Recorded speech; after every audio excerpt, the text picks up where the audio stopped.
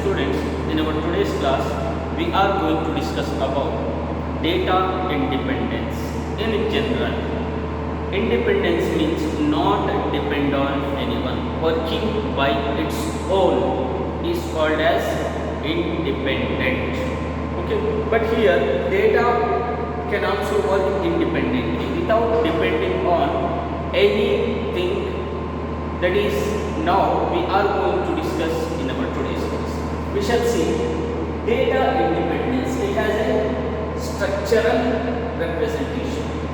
Data independence has two types basically. One is physical data independence, the next one is logical data independence. Under physical data independence, file organization is there and data model is there.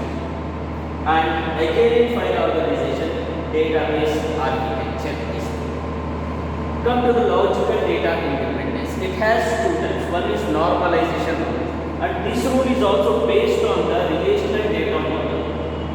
Okay, normalization rule is also based on relational data model.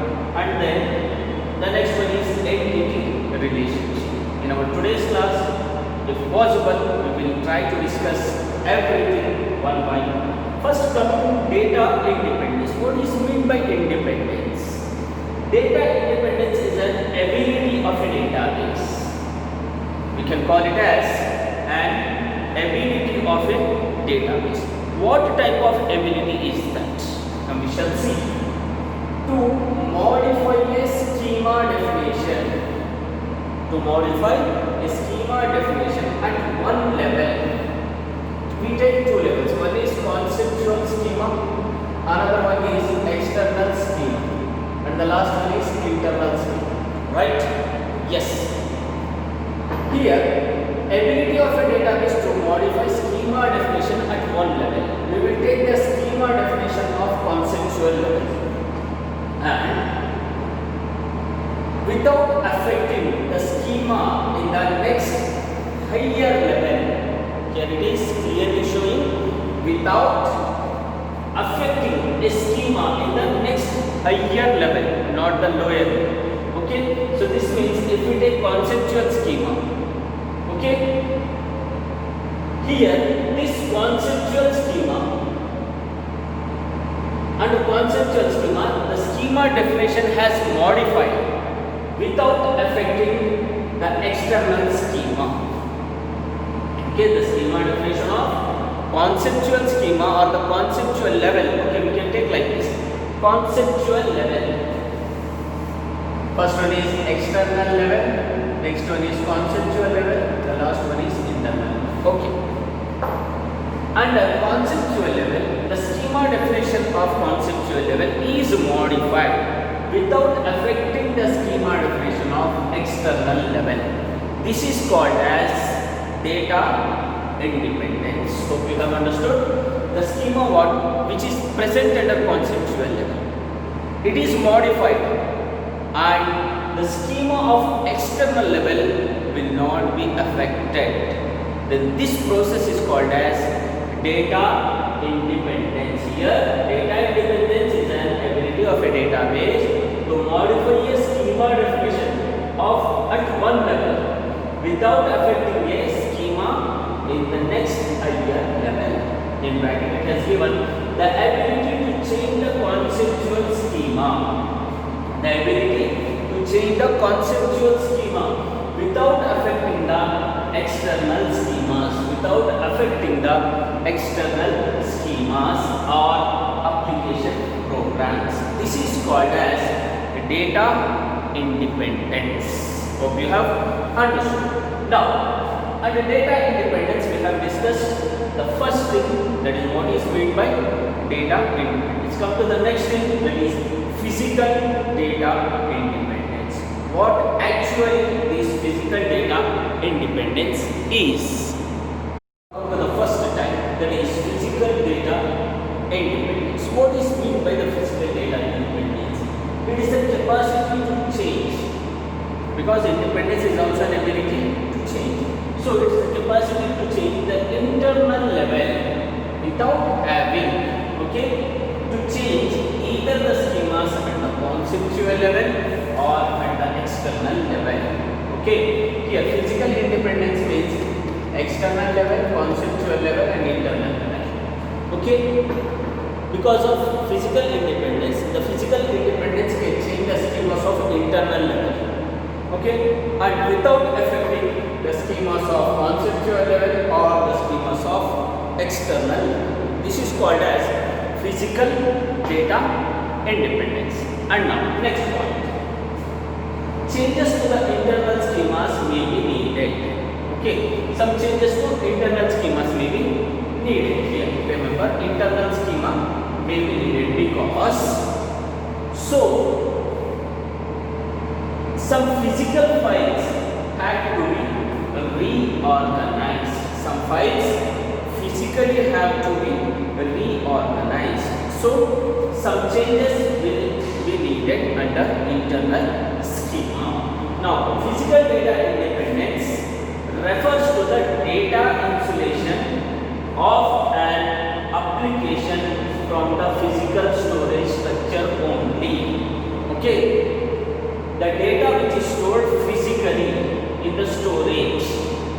Okay, from that data, physical storage only, from the physical storage data only, the data insulation will happen. Okay, data insulation will happen of some applications. Okay, hope you have not understood. Listen, under some the applications which are stored under physical storage structure. Okay, in these applications data insulation will happen here. Because of this thing, physical data independence, because of physical data independence, it is easier to do data insulation of some applications, and those applications which are only stored under physical storage, it is easier to achieve than logical data independence. And physical data independence, this data insulation of some application is easier than that of logical data independence. When compared to logical data independence, this thing is easier here. The physical data independence, they are again divided into file organization, database architecture and database models. Okay, you have shown the representation of data independence there. These things are given under under physical data independence. File organization is there, database architecture is there, and database model is there. Now we are going to discuss these things one after the other. That is, first we shall see what is file organization. Come to file organization. This can also be called as serial file organization. Okay, file organization can also be called as serial file organization. It is again classified into sequential access and random access. File organization classified as sequential access and random access.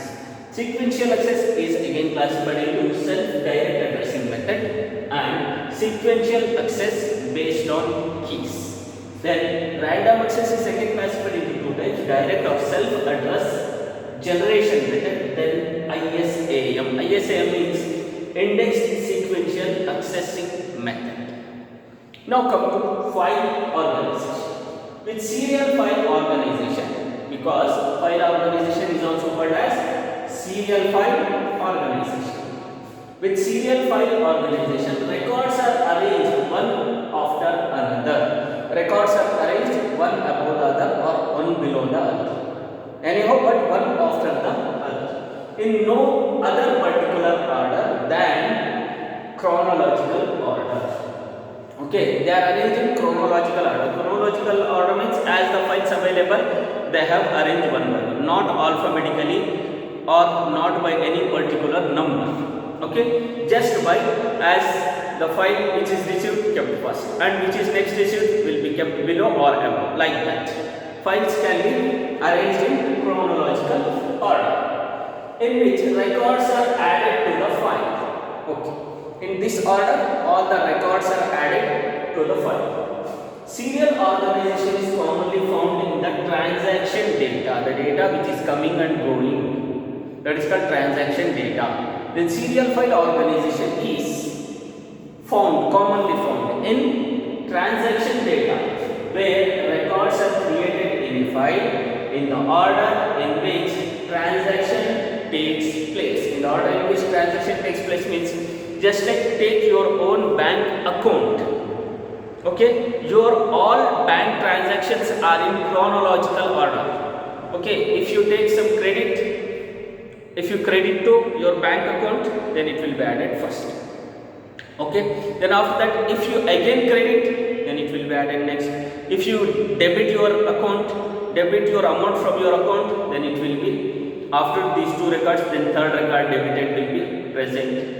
Okay, if you have issued a check, then it will get debit, then below that it will get added. So this order is called as chronological order. And here it means file in order in which transaction takes place. Here in serial file organization, your records are stored as the transactions takes place.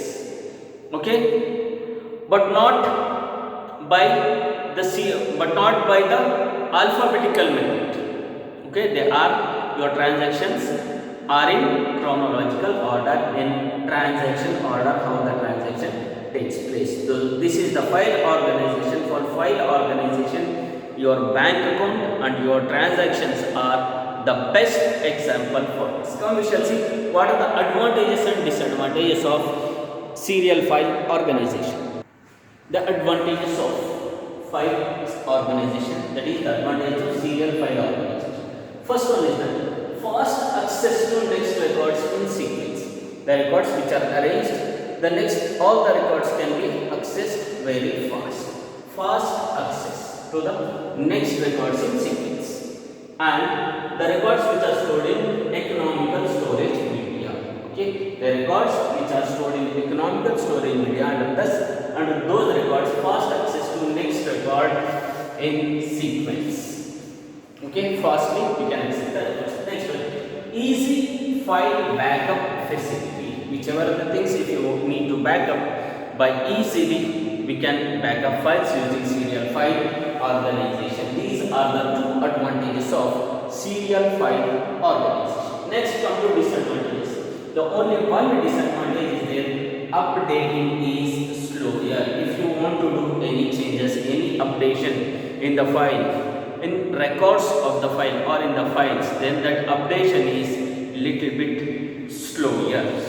Okay, this is the disadvantage of serial file organization. Dear students, in our next class we will discuss the classification of file organization. If you have any doubts regarding today's class, you can ask me personally. Thank you.